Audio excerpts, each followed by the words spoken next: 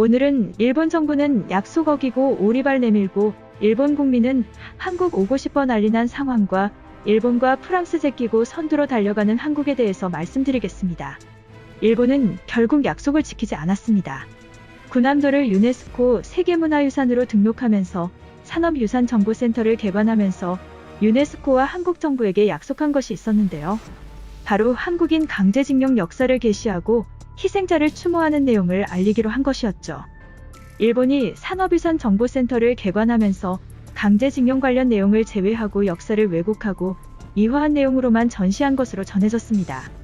유네스코 세계유산 등재는 한국인의 강제동원 사실을 알리고 희생자를 추모하기로 한 조건부 결정이었음에도 약속을 지키지 않은 것인데요.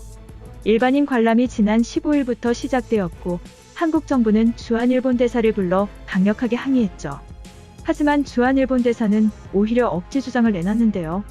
그는 센터의 전시 내용은 적절하다, 세계유산에 등록된 자산의 보전, 관리는 등록한 국가의 판단으로 하는 것이라며 과거 일본 대사가 말한 수많은 한국인과 여타 국민이 본인의 의사에 반해 동원되어 가혹한 조건으로 강제로 노역했다는 사실을 알리도록 하겠다라는 것에서 완전히 말을 바꾼 것입니다. 한국은 이에 대해 유네스코에 정식으로 문제 제기하겠다고 밝혔습니다. 일본 정부의 이러한 태도에 대해서 일본 내에서도 비판의 목소리가 높아지고 있는데요. 교도통신은 일본이 한반도를 식민 지배하고 있을 당시 군함도엔 많은 조선인 노동자가 무도한 대우를 받은 것으로 알려져 있다며 일본 정부의 대응은 이런 정서를 자학사관으로 보고 이에 반론을 펴겠다는 의도로 보인다고 해석했습니다. 그러면서 과거의 사실을 덮는 역사 수정주의를 조장한다는 비판을 부를 것으로 보인다고 지적했죠.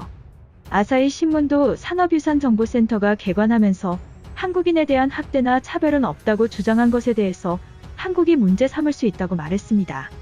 그러면서 이 문제가 향후 한일 관계 악화를 가속화하는 뇌관이 될 수도 있다고 지적했죠. 일본 정부는 이렇게 아나무인의 자세로 연일 과거를 왜곡하고 한국 때리기에 전념하고 있는 가운데 반면 일본 국민들은 일본 정부와는 정반대로 한국 사랑에 빠져있는 모습인데요. 일본 넷플릭스에서 한국 드라마인 사랑의 불시착, 이태원 클라스 등이 1등과 2등을 각각 차지하고 있는 것뿐만 아니라 일본인이 해외여행지로 가장 많은 관심을 보인 지역이 한국으로 나타났죠.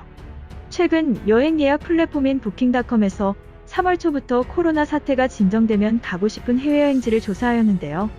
이 조사에서 일본인들이 가장 가고 싶은 곳은 한국의 서울이었다고 밝혔습니다. 이 뒤를 이어 태국 방콕, 하와이, 대만, 프랑스 등을 선호하는 것으로 전해졌습니다. 다음은 일본과 프랑스 제껴버리고 선진국 선두로 달려가는 한국에 대해서 말씀드리겠습니다. 한국의 국가 경쟁력 순위가 코로나 사태를 지나면서 급격하게 상승한 것으로 전해졌는데요. 스위스 국제경영개발원에서 조사한 국가 경쟁력 순위에서 한국이 지난 조사보다 5계단 상승한 23위로 발표했죠. 코로나 사태에서 국민의 위기 대응 수준, 보건 인프라 등에서 긍정적인 평가를 받은 것이 영향을 미친 것으로 분석되는데요. 이는 2000년 이후 최대폭 상승이며 2011에서 2013년에 기록한 최고 순위 22위보다 한 계단 낮은 순위입니다.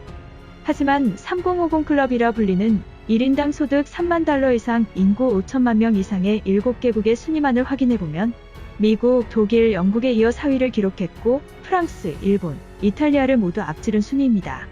이번 국가 경쟁력 순위 산정을 위한 설문조사는 코로나 확산이 본격화한 1분기 중에 진행돼 각 국가의 코로나 대응 능력에 대한 평가가 반영된 것으로 보입니다.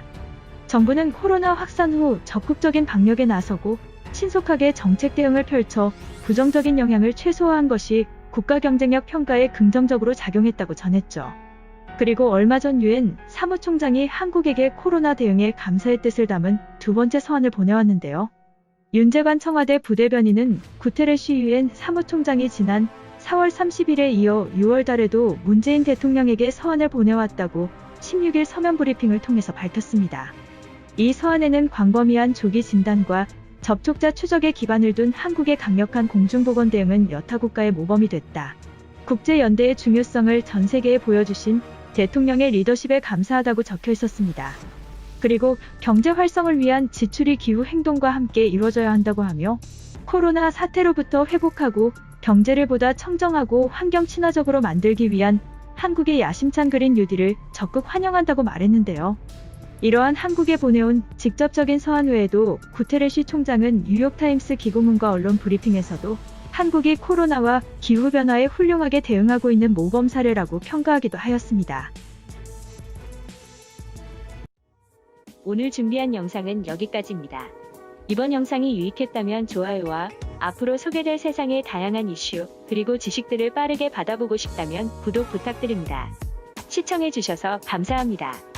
다음에 또 봐요.